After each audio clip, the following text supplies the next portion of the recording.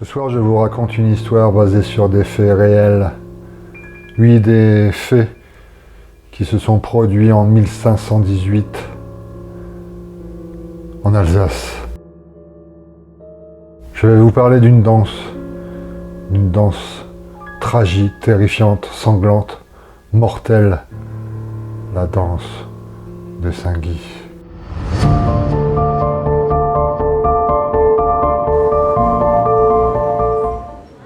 Un jour d'été, je me promenais donc dans la ville de Strasbourg, dans cette magnifique ville. Je me suis installé sur une terrasse de café. Je regardais les touristes se promenant, les hommes d'affaires courant, les chauffeurs de taxi hurlant, et les livreurs s'apitoyant sur leur sort. Dans ce spectacle humain, à un moment, je vis une femme d'une trentaine d'années. Elle était vêtue d'une magnifique robe noire, des hauts talons noirs. Ses cheveux étaient également noirs, longs et bouclés. Ses yeux étaient d'un noir puissant. Cette femme avait les yeux hagards, elle marchait tel un zombie. Le barman, venu me resservir un verre, m'expliqua que cette femme avait tout perdu dans sa vie. D'abord, ça a commencé par son bébé, une fausse couche, puis son crétin de mari qui la quitte. Elle est rentrée en dépression et bien sûr, elle a perdu son emploi et son logement. Soudain, j'ai vu cette femme figée, immobile, en plein milieu du trottoir. Elle ne bougeait plus, plus un cil, plus un mouvement. Immobile. Mais en regardant de plus près, je vis ses doigts, les doigts de sa main droite claqués. J'avais l'impression qu'elle battait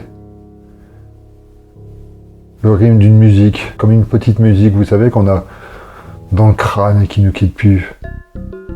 Puis son corps se mit en mouvement, et là elle se mit à danser en plein cœur de la rue. Les badauds, surpris, se retournaient, certains riaient, d'autres souriaient. Elle dansait en se gigotant la tête, les cheveux dans le vent, les bras en l'air. Elle dansait. De ma terrasse, je la regardais, j'étais surpris et amusé. Cette femme brune dansa pendant 3 heures d'affilée, puis 4 heures, puis 5 heures, puis 10 heures, sans jamais s'arrêter, même pas pour boire ni manger. Il faisait tard et je suis parti de ma terrasse et je suis revenu le lendemain. Je vis d'abord cette femme allongée par terre, elle dormait. Puis elle s'est réveillée et s'est remise à danser. Elle dansait encore et encore.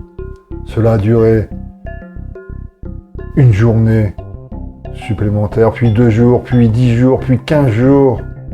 Le plus étonnant, c'est que certaines personnes dansaient avec elle. Tous ces danseurs avaient le même rythme dans la peau. Tous ces danseurs avaient les yeux figés. Comme possédés, ils dansaient. Cela a duré 1 mois, 2 mois, 3 mois. Quelques jours plus tard, une enquête a eu lieu. Les scientifiques pensaient que c'était une contamination de l'eau potable. Des champignons qui se sont mêlés à l'eau. L'Église pensa que c'était une malédiction venue du ciel, ou plutôt d'un saint, Saint-Guy. Quelques psychologues, psychiatres et psychanalystes pensaient que c'était une hérésie collective. Mais tout ça reste étrange. Vous avez certainement remarqué que dans mon histoire, je n'ai pas dansé. Pourquoi? Pourquoi je n'ai pas dansé avec cette femme? Bah, tout simplement, je suis un mauvais danseur.